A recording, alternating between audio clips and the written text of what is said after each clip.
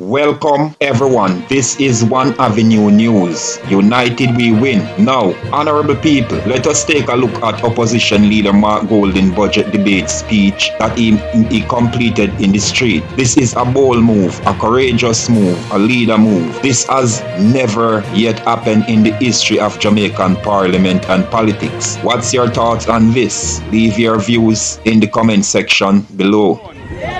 But I'd like to finish my speech. I'm very near the end. So, I hope somebody will film this.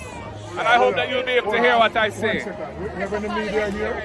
Yes. Hold on, 1 second. Your media? Yes, from the Gleaner. He's from the Gleaner. Oh, Gleaner, all right. Can you hear me though? Yes, I am. The point I was making when the Prime Minister chose to walk out and was left the Parliament without a quorum. I think it's the first time this has ever happened in independent Jamaica. That in a budget speech, the opposition has been denied the opportunity to finish their presentation. And here I am assembled on Duke Street. I was near the end anyway, but there were some important points that needed to be made. And I'm going to continue. The point I made when they walked out was this. When the former speaker was forced to resign as a result of an Integrity Commission investigation, the move to replace her with the wife of the Prime Minister, so that the head of Parliament is now the spouse of the head of government, does not sit well with the tradition that the Speaker must act independently of the government of the day. That is a fundamental principle of the Westminster system of democracy.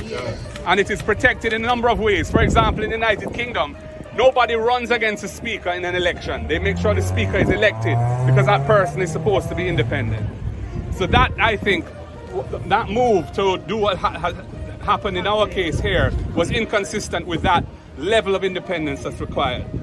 The failure to disclose the identity of the so-called illicit 6 MPs who are under investigation by the Integrity Commission for illicit enrichment remains a festering sore, only made worse by the Prime Minister's gag order on his own cabinet ministers from speaking publicly on matters to do with the Integrity Commission. The Prime Minister's statutory declarations of assets and liabilities and income have not been certified and published by the Integrity Commission for successive years. It is untenable for the head of government of Jamaica not to be in good standing with the country's Integrity Commission for a prolonged period. All I can say to him, and I would have said it to him if we were still in the House, all I can say, if I were in your position, I would take with myself and hand over to someone else who is not compromised.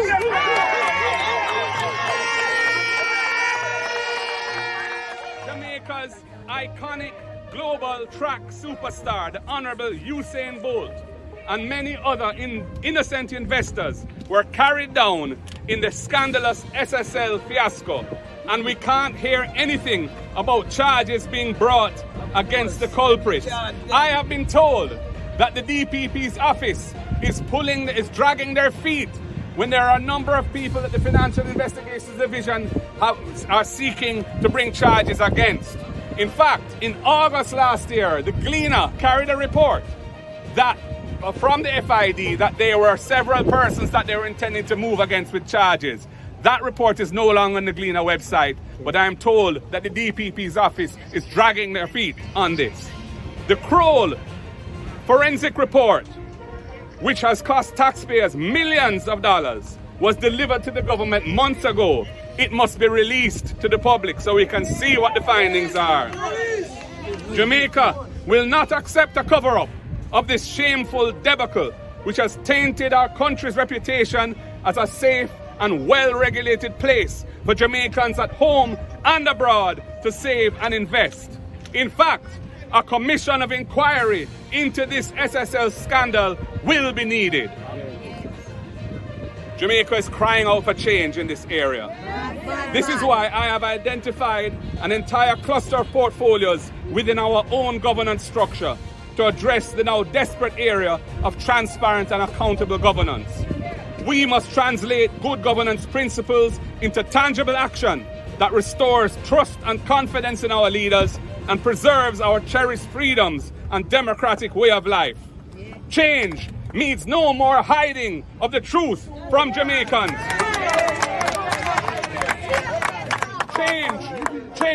means no more deception in official public communication. Change means putting transparency and communication at the heart of good governance. It affirms that respect is due to those who elect governments and pay taxes.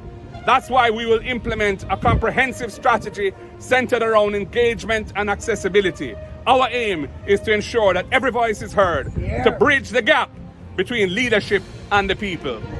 This means holding town hall meetings, physical and virtual, to give every citizen a voice in the decision-making process. It means conducting community walks, listening to the concerns of our constituents, and working together to find solutions.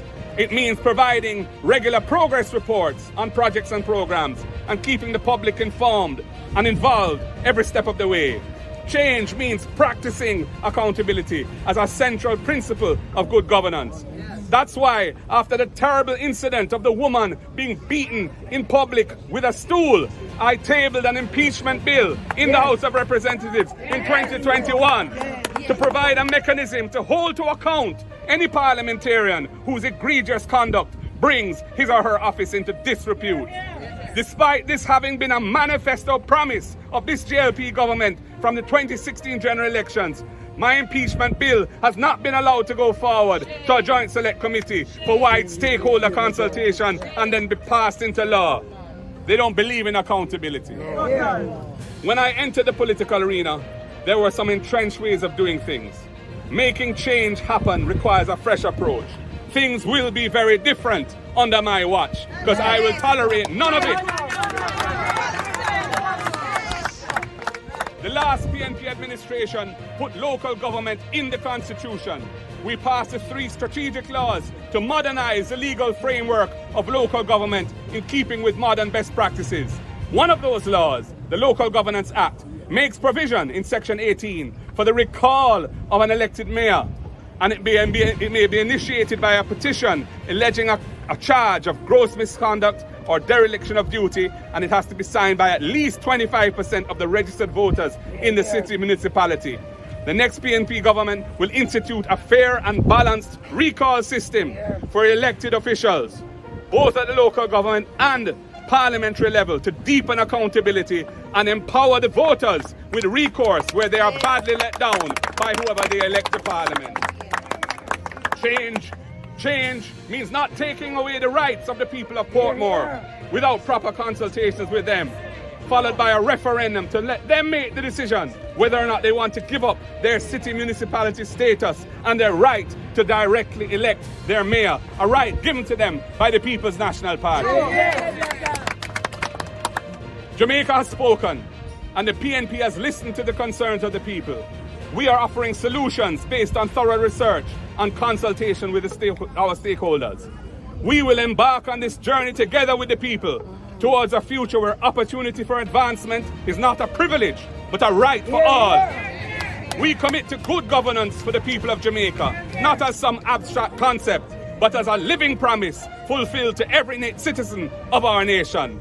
We are on a fast track on the road to change, and we invite all Jamaicans along this exciting journey in a spirit of hope for a better and brighter future for all our people.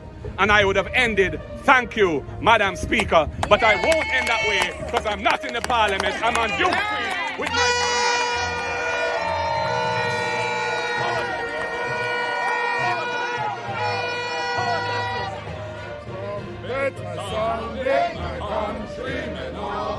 Away from the slumber and answer the call. The torch has been lighted, the dawn is at hand. Who joins in the fight for his own native land? Land of my birth and race to be loyal and faithful. What's your thoughts on this? Leave your views in the comment section below.